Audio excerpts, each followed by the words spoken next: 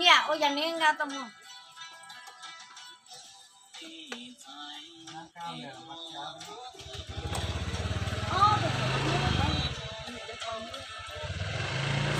Chặt cha.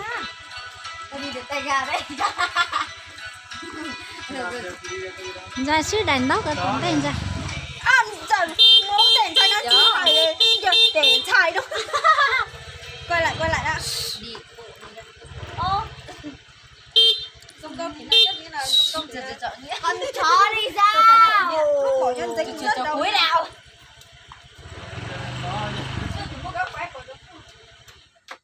Món tiền xài là ô. Bạn này chỉ mua cái thìa đi nó, chỉ tao cái mua xí đi. Nó làm ra đi được tay ga nha Xí xí chỉ một quả cá một hộp cũng đi nó.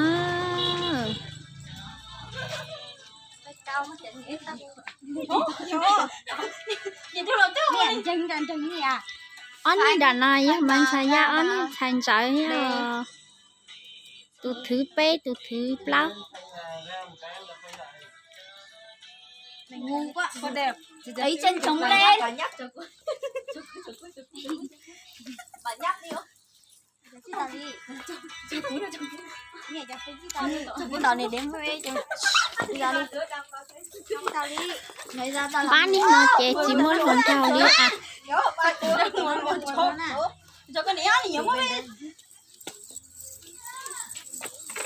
Ôi trời sao? Anh này có sao cái mũ này giúp kiểu nó cứ đi đằng sau cho mày. Thì không có coi chuyện dùng. Mày cho biết làm tao làm có xem không? Wow, tao nó sẽ mang của các cháu. Làm đi ở. Thế nhở? Hai cái cũng có tao bỏ luôn. Có tao làm video rồi. Tôi tập họ chi hay bỏ chi phải có đun đun. Này, mày đã bật lên đâu?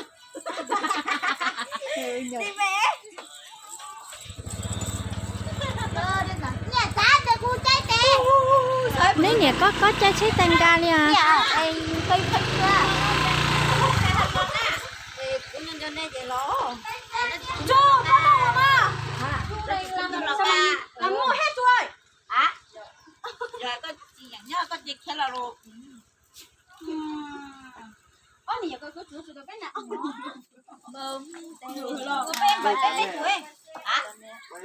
Bên mày cái tuổi. Dạ ôm mà nó cái tuổi. Gì? Nhất đến gì mà quay mày mà quay đứa mày là gì vậy? Về bên nhau là có đây đâu nè. Khé một chú. Khé mà ua. Chú ua gì? Chú khé một ua. Chú có bỏ con lên được à?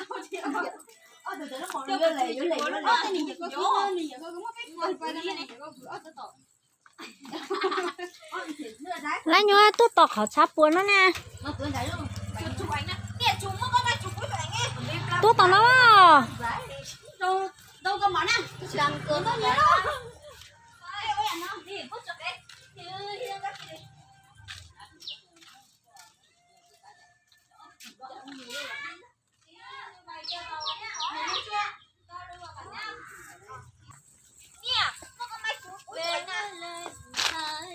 Có tua khó từ tua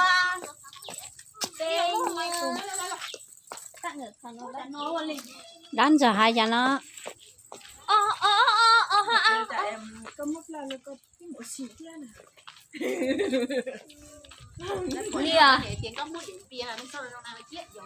Nè nè chưa chứ rồi là mua bê chụp ảnh nè hổ tạ quay nè hổ tạ quay nè quay ăn nhở hay là từ tối mai tới ra đây cái tụ có xe hay con nghĩa là con này đó chứ hay con nghĩa là cái nào cũng có xe cũng chỉ mua món tao cũng chỉ đủ nó đây ra chứ chưa ra chứ chưa biết là nó thể ra chứ chưa ra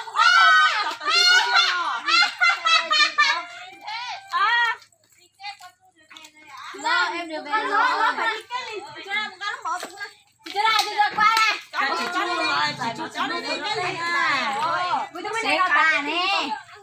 Ta đi con trai ơi. Nó rất là nhiều cái tỏ.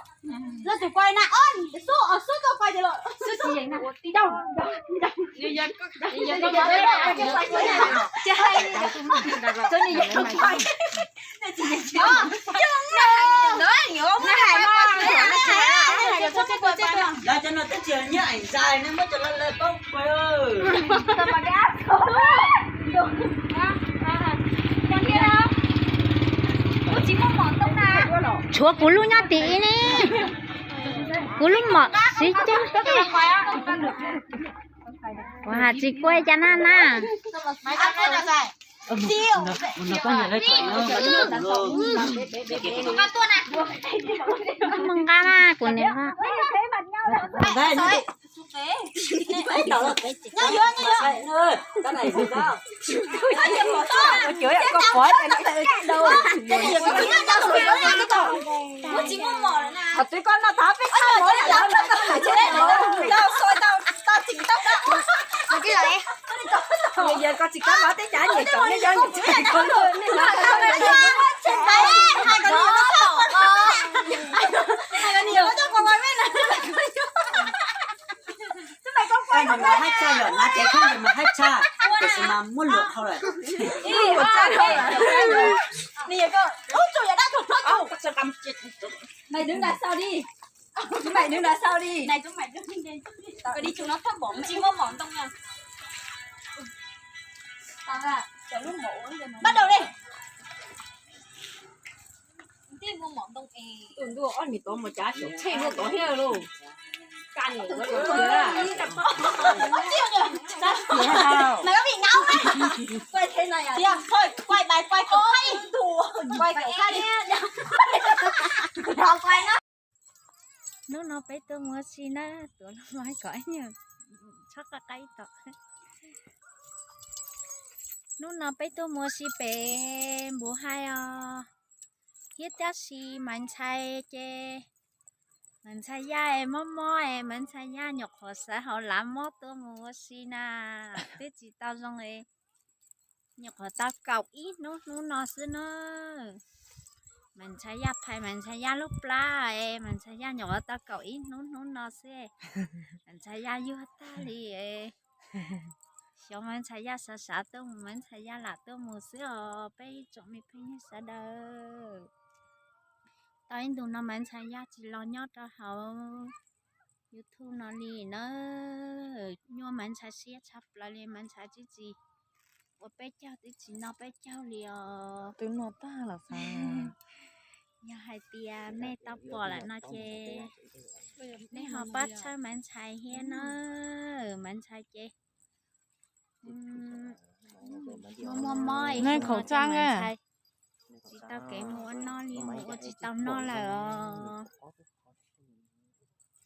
mấy tôi mua xí bố bảy xí của bảy nó bảy bố hai tôi tao trong học phải nó rồi cao liền lên mọi lý hết tay